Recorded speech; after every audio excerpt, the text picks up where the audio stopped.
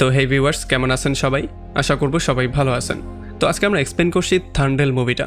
আর এই মুভিটা বানানো হয়েছে খুবই সুন্দর একটা লাভ স্টোরি নিয়ে। যে মানে বুঝতেই পারছেন ভিডিওটা হতে যাচ্ছে খুবই ইন্টারেস্টিং একটা ভিডিও। সো এই জন্য আমি বলবো ভিডিওটা শেষ পর্যন্ত দেখার জন্য। সো চলুন কথা না বাড়িয়ে শুরু করি আজকের ভিডিও। তো এই গল্পের শুরুতে আমরা দেখতে পারি সত্তা নামের একটা মেয়েকে, যে কিনা রেল স্টেশনে বৃষ্টির মধ্যে বসেছিল। আর তার চেহারা স্বরূপ দেখে আমরা বুঝতে পারি যে সে খুবই দুঃখের মধ্যে আছে, আর হয়তোবা এই দুঃখটা তার প্রেম বিষয়ক কোনো দুঃখ। তবে তখন এখানে তার বাবা চলে আসে, যে কিনা সত্তাকে এই অবস্থায় দেখতে পেয়ে তার মনটা প্রচণ্ড খারাপ হয়ে যায়। এই জন্য সে তাকে সেখান থেকে সোজা বাসায় নিয়ে আসে। তবে আমরা দেখতে পারি বাসায় যাওয়ার পরেও সত্তার মন একেবারেই ভালো হয় না। সে মন খারাপ করে সারাদিন কি যেন ভাবা শুরু করে।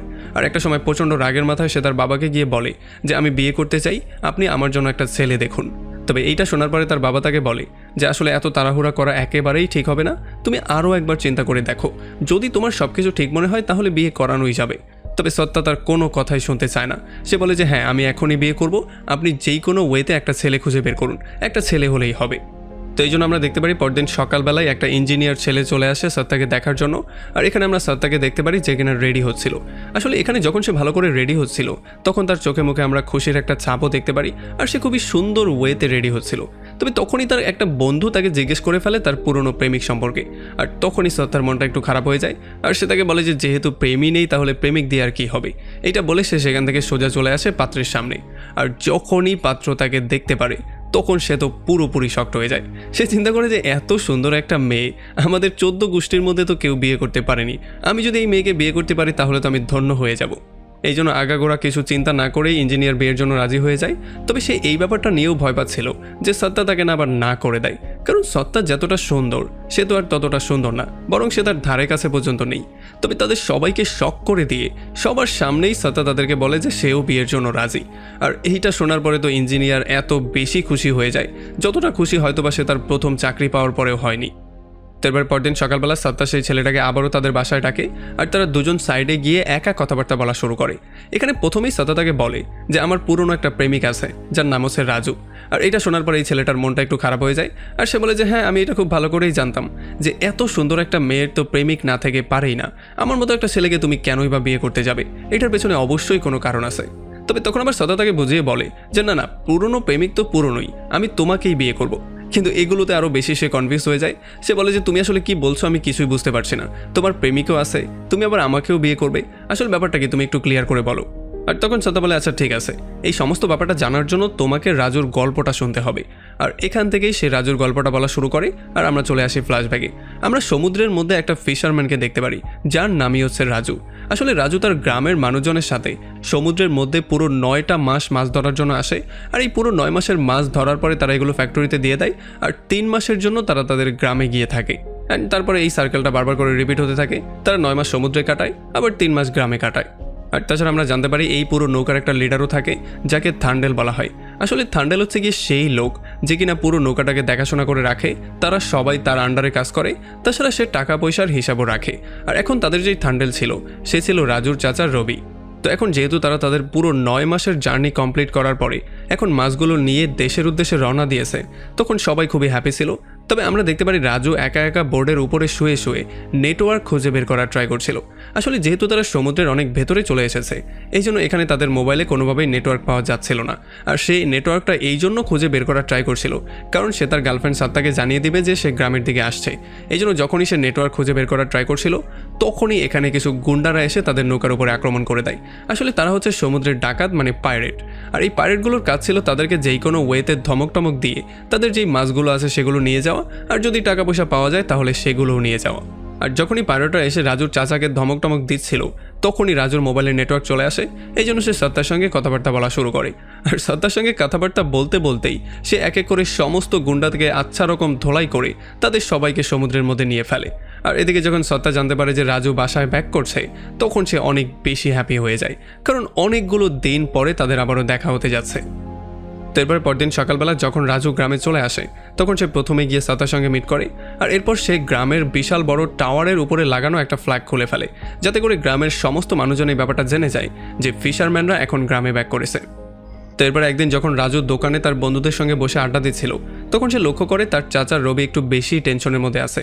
আর যখন সে গিয়ে জিজ্ঞেস করে যে টেনশনের কারণটা কি, তখন রবি তাকে এই ব্যাপারটা জানায় যে আসলে তাদের গ্রামের মধ্যে একটা ইললিগাল মাইনিং চলছে, আর ঠিক এমনই একটা মাইনিং পাশের গ্রামেও কিছুদিন আগে করা হয়েছিল, যেই জন্য সেই গ্রামের অনেক বড় ক্ষতি হয়ে গিয়েছিল।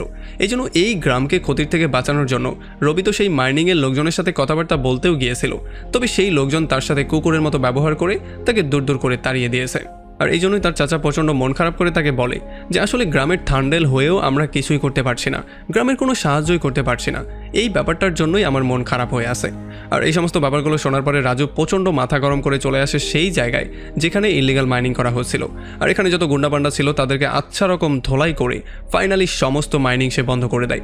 আর এই সমস্ত ব্যাপারগুলোর জন্য তার চাচাও তার উপরে অনেক বেশি খুশি হয়ে যায়। এই জন্য সে গ্রামে এসে সবার সামনে রাজুকে তাদের নতুন থান্ডেল হিসেবে অ্যানাউন্স করে দেয়। তো এরপর আমরা দেখতে পারি রাজু তার পুরোটা সময় সত্তার সাথেই পার করা শুরু করে, তারা নানান জায়গায় ঘুরে ফিরে আড্ডা দেওয়া শুরু করে।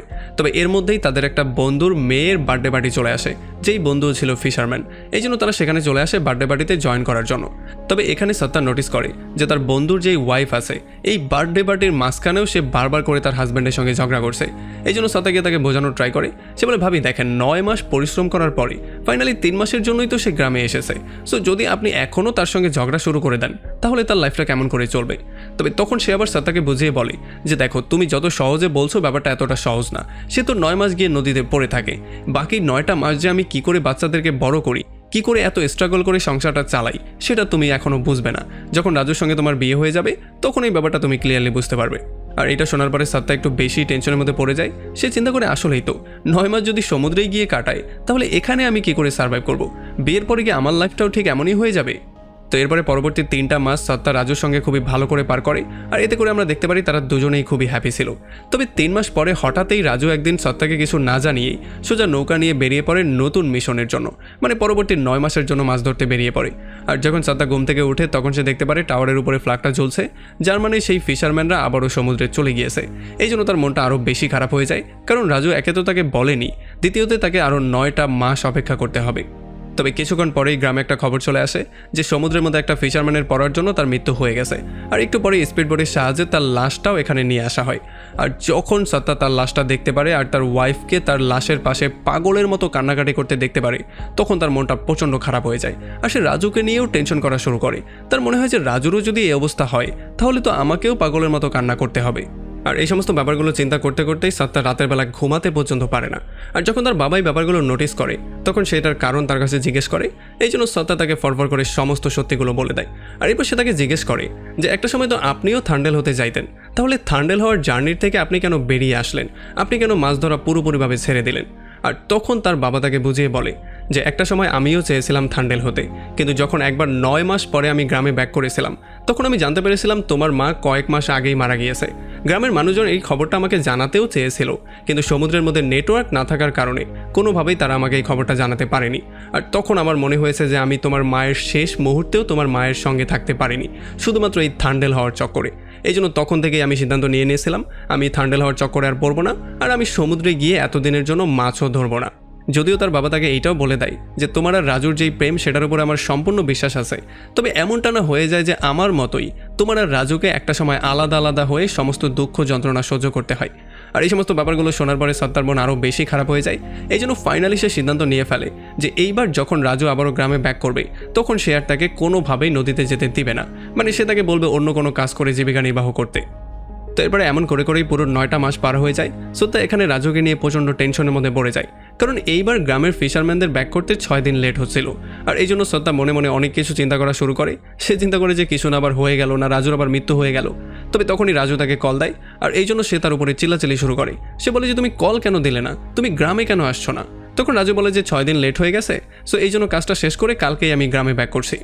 তো এরপর পরদিন সকালবেলায় রাজু আবারও গ্রামে ব্যাক করে। সে প্রথমেই গিয়ে সত্তার সঙ্গে মিট করে, আর এরপর গ্রামের টাওয়ার থেকে সে সেই ফ্ল্যাগটাকেও খুলে ফেলে যাতে করে সবাই বুঝতে পারে ফিশারম্যানরা চলে এসেছে। তবে এরপরে সত্তা রাজুর সঙ্গে মিট করে তাকে সমস্ত ব্যাপারগুলো ক্লিয়ার করে বলার ট্রাই করে।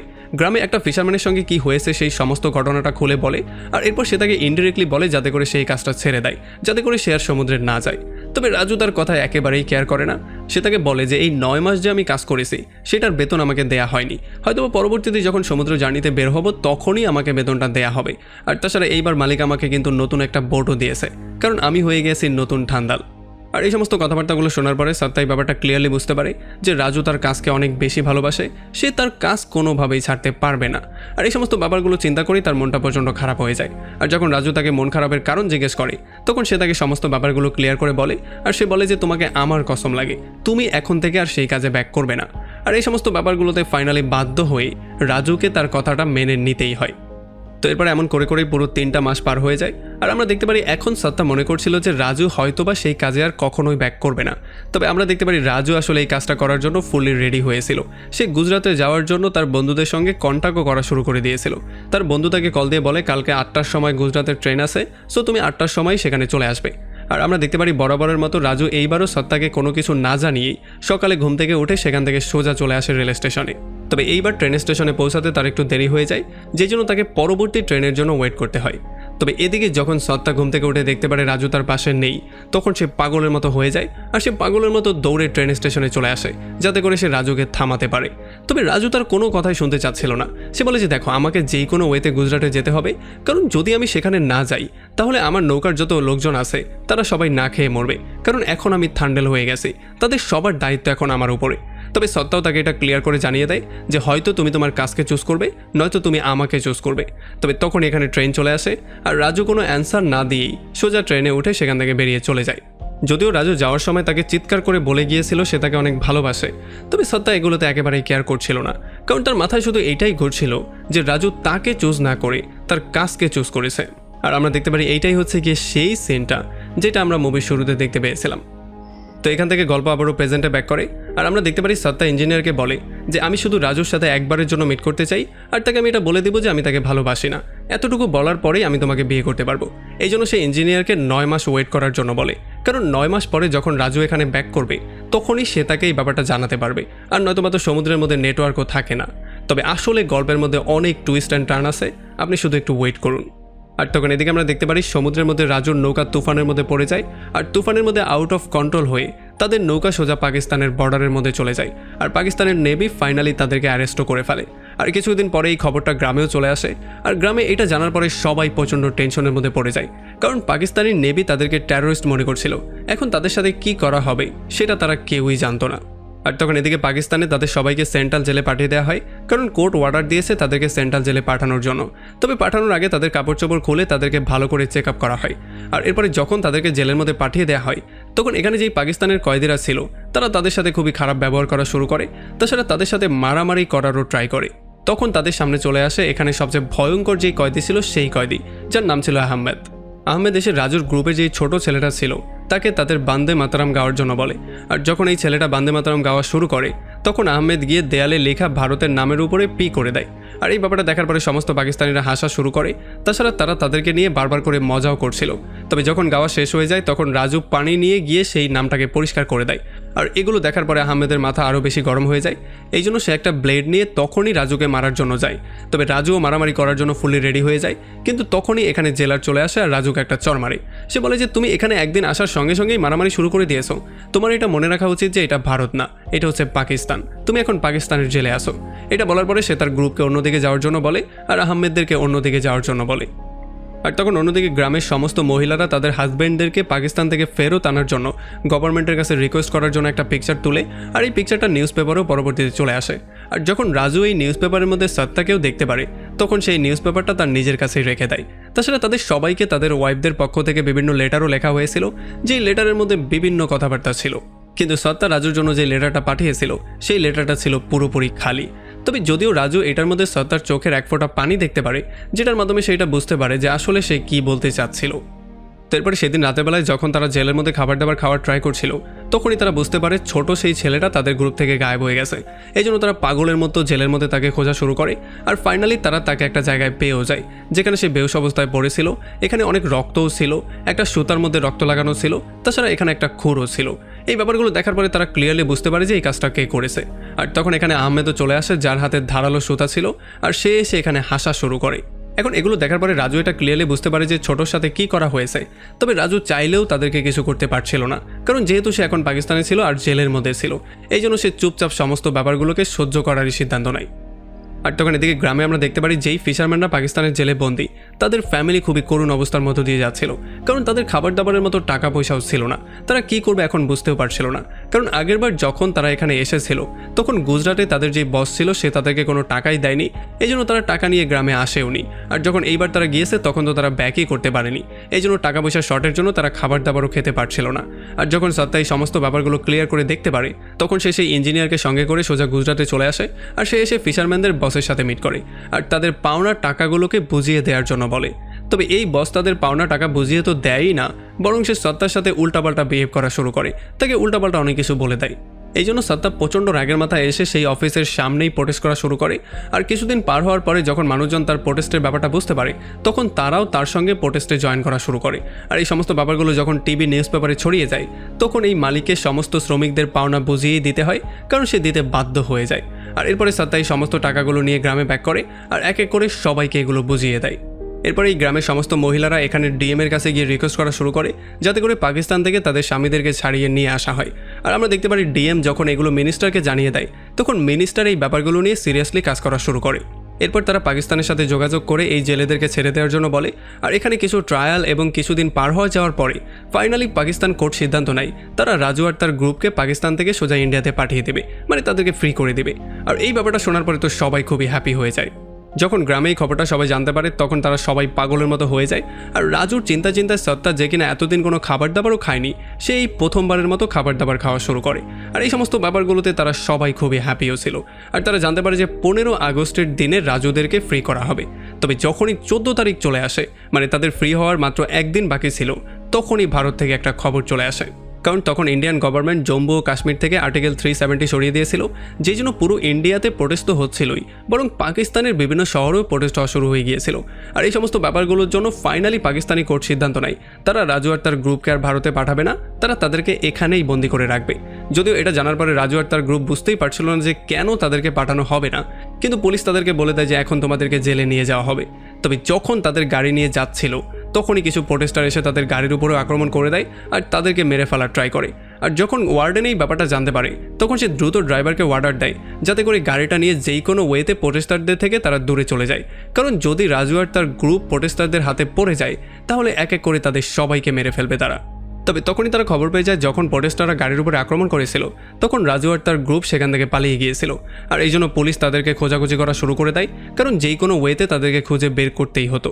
তবে রাতের বেলায় রাজু নিজেই তার পুরো গ্রুপ নিয়ে চলে আসে জেলারের কাছে আর তারা এসে এখানে স্যারেন্ডারও করে দেয়। যদিও জেলার তাদেরকে জিজ্ঞেস করে যে তোমরা তো চাইলে পালাতে পারতে, কিন্তু তোমরা পালাওনি কেন? তখন সে বলে যে আমি হচ্ছে এই গ্রুপের থান্ডেল, এই গ্রুপের সাথে খারাপ কিছু হোক এটা আমি কোনোভাবেই চাই না, এই জন্য আমি তাদেরকে নিয়ে পালিয়েছিলাম, আবার আমি নিজেই এসে স্যারেন্ডার করেছি। আর এই ব্যাপারগুলো শোনার পরে জেলারও তার উপরে অনেক বেশি ইমপ্রেস হয়ে যায়, এই জন্য তাদেরকে ফাইনালি আবারও জেলে ভরে দেওয়া হয়।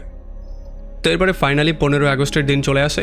আর এখানে যখন তারা সবাই ফুর্তি করছিল তখন আহমেদ দেয়ালে ভারতের নকশা বানিয়ে সবাইকে এখানে পি করার জন্য বলে। তবে এগুলো দেখার পরে ইন্ডিয়ানরা একটু বেশি রাগ করে ফেলে আর সেই ছোট ছেলেটা তার লুকিয়ে রাখা একটা ইন্ডিয়ান পতাকা নিয়ে চলে আসে।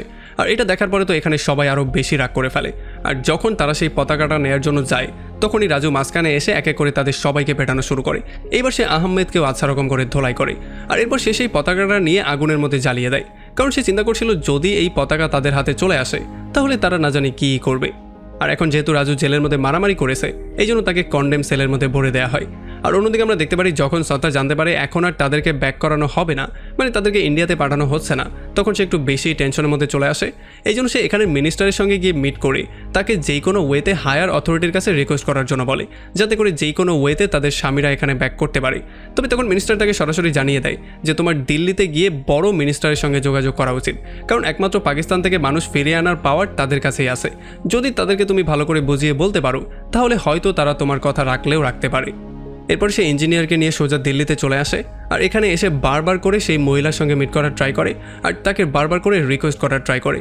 তবে অনেকবার ট্রাই করার পরেও কোনোভাবেই সে তার সঙ্গে মিট করছিল না, বা সত্তা অনেক ট্রাই করার পরেও তার কাছে পৌঁছাতেই পারছিল না। তবে একদিন ফাইনালি সে বিয়ের কাপড় চোপড় পরে তার গাড়ির সামনে দাঁড়িয়ে যায়। এই জন্য ফাইনালি সেই মহিলা তার সঙ্গে কথাবার্তা বলার জন্য রাজি হয়ে যায়। আর যখন সত্তা সুযোগ পেয়ে যায় তখন সে তাকে সমস্ত ব্যাপারগুলো বুঝিয়ে বলে আর তাদেরকে পাকিস্তান থেকে ফেরত আনার জন্য তার কাছে রিকোয়েস্ট করা শুরু করে। আর ফাইনালি এই মহিলাও তার কথা শুনে রাজি হয়ে যায় আর সে ইন্ডিয়ান অ্যাম্বাসিকে বলে আবারও পাকিস্তানের কাছে একটু রিকোয়েস্ট করার জন্য যাতে করে তাদেরকে ভারতে পাঠিয়ে দেওয়া হয়। আর এইবার তাদের রিকোয়েস্ট আরও একবার পাকিস্তান অ্যাকসেপ্ট করে, এই জন্য তারা সিদ্ধান্ত নেয় তারা তাদের সবাইকে আবারও ইন্ডিয়াতে পাঠিয়ে দিবে। তবে এইবার তারা সিদ্ধান্ত নেয় কালকে সকাল 12টার মধ্যে সোজা বর্ডারে নিয়ে তাদের সবাইকে বর্ডার পার করিয়ে দেওয়া হবে। আর যখন পরদিন সকাল 12টার সময় তাদের সবাইকে বর্ডারে নেওয়া হয়, তখন তাদের আধার কার্ড দেখে তাদের আইডেন্টিটি শনাক্ত করে এক এক করে তাদের সবাইকে ভারতে পাঠিয়ে দেওয়া হয়। তবে রাজুর গ্রুপের একটা মেম্বার ভারতে আসতে পারে না, কারণ তার কোনো আধার কার্ডই ছিল না। যদিও তার দাদি বারবার করে তাকে আধার কার্ড বানানোর জন্য রিকোয়েস্ট করছিল, কিন্তু সে এটাকে একেবারে পাত্তাই দেয়নি। সে ইচ্ছা করেই তার আধার কার্ড বানায়নি, এই জন্য তাকে এখন পাকিস্তানেই থাকতে হয়। তাকে পাকিস্তানের জেলের মধ্যেই বন্দি করা হয়। আর এটা দেখার পরে কোনোভাবেই রাজু এটা মানতে পারছিল না, এই জন্য সে বর্ডারেই বসে পড়ে। সে বলে যে আমি এখন আর দেশে ব্যাক করবো না, কারণ আমার ভাইকে ছাড়া আমি কোনোভাবেই এখান থেকে ব্যাক করবো না। তবে তখন তার চাচা তাকে বারবার করে বুঝিয়ে বলার ট্রাই করে, কিন্তু রাজু কোনোভাবেই কোনো কিছু শুনছিল না।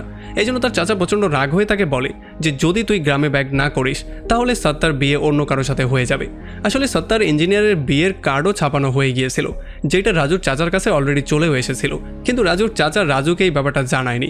আর এখন যখন রাজু এই ব্যাপারটা জানতে পারে, তখন তার মাথা প্রচণ্ড গরম হয়ে যায়। এই জন্য সে দৌড়ে আবারও পাকিস্তানি বর্ডারে চলে যায়। আর এইবার সে গিয়ে এখানে বসে বলে যে আমি হচ্ছে গিয়ে থান্ডেল, আমি আমার ভাইকে ছাড়া এখান থেকে কোনোভাবেই ব্যাক করব না। আর এই সমস্ত ব্যাপারগুলো দেখার পরে জেলারেরও তাদের উপর একটু মায়া হয়, এই জন্য তারা ইন্ডিয়ান অ্যাম্বাসির কাছে রিকোয়েস্ট করে যাতে করে লাস্ট যেই লোকটার আধার কার্ড বানানো হয়নি তারও একটা আধার কার্ড বানিয়ে ফেলা হয়। আর রাতের বেলায় তারা তাড়াহুড়ো করে সেই আধার কার্ডটা বানানো শুরু করে দেয়।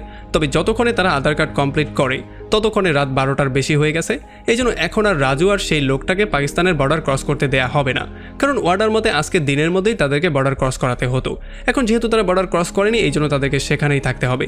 এখন না জানি কবে আবার তাদেরকে পাঠানো হবে, কারণ আগের বার যখন তাদেরকে ছাড়ার কথা হয়েছিল সেই সময়টা ছিল 2 বছর আগে। মানে আমরা জানতে পারি 2টা বছর পরে পাকিস্তানি গভর্নমেন্ট আরও একবার তাদেরকে ছাড়ার জন্য রাজি হয়েছিল। কিন্তু এখন যেহেতু তারা এখান থেকে যায়নি, এই জন্য তাদেরকে আরও কয়েক বছর হয়তো পাকিস্তানেই পার করতে হবে। মানে তারা পাকিস্তানের জেলে পুরো 2টা বছর ধরে বন্দি আছে। তবে তখন ওয়ার্ডেন তার লোককে বলে তোমার ক্লকটা একটু 5 মিনিট পেছনে ঘুরিয়ে দাও, আর এখন আমাদের কাছে 5 মিনিট সময় আছে। এইটা বলে সে রাজু আর সেই লোকটাকে বর্ডার পার করে দেয়। আর এইটা দেখার পরে সবাই খুবই হ্যাপি হয়ে যায়। তো এরপরে পরদিন সকালবেলা যখন সবাই তাদের গ্রামে ব্যাক করে, তখন রেল স্টেশনে সবাই তাদের জন্য ওয়েট করছিল। আর আমরা দেখতে পারি এক এক করে সবাই রেল থেকে নেমে আসে। তবে আসলে রাজু এখান থেকে বেরোয় না, এই জন্য সত্তা একটু বেশি টেনশনের মধ্যে পড়ে যায়। তবে তখন ইঞ্জিনিয়ার তাকে বলে যে আমি এটা খুব ভালো করে জানি যে তুমি আমাকে বিয়ে করবে না। তুমি সেদিন সেই বিয়ের শাড়িটা পরেছিলে শুধুমাত্র রাজুর জন্য, তুমি আমার জন্য বিয়ের শাড়ি পরোনি। এই জন্য যখনই রাজু ভারতে ব্যাক করেছে তখন আমি তার জন্য ফ্লাইটের টিকিট পাঠিয়ে দিয়েছিলাম, আর এতক্ষণে হয়তোবা সে গ্রামেও পৌঁছে গিয়েছে। আর এটা শোনার পর তো সত্তা অনেক বেশি হ্যাপি হয়ে গ্রামের দিকে দৌড়ে যাওয়া শুরু করে, কারণ সে কতগুলো বছর পরে রাজুর সঙ্গে মিট করবে। এরপরে যখন সে দৌড়ে গ্রামের মধ্যে প্রবেশ করে, তখন সে দেখতে পারে সেই টাওয়ারের উপরে পতাকাটা নেই, যার মানে রাজু গ্রামে ব্যাক করে ফেলেছে।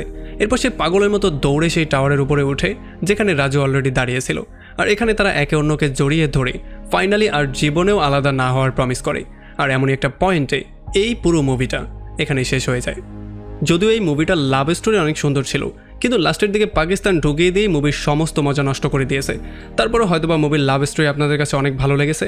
যদি ভালো লাগে তাহলে অবশ্যই একটা লাইক করবেন, আর যদি এখনও আমাদের চ্যানেলটা সাবস্ক্রাইব করে না থাকেন তাহলে অবশ্যই করে ফেলুন। কমেন্ট করে আমাকে জানান কেমন লাগলো ভিডিও। তো দেখা হচ্ছে অন্য কোনো ভিডিওতে অন্য কোনো একদিন। Till then, take care.